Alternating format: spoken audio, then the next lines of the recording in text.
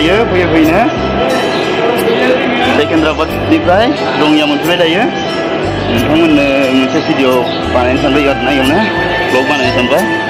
नोंथांमोना नायलांबाय थाबानो जाबाय स्किप खालामा गोरा माबोरै नुयो ओरैबो दा आङो अभार ब्रिजआव गाखोबाय आरोना रङिया अभार ब्रिज बियो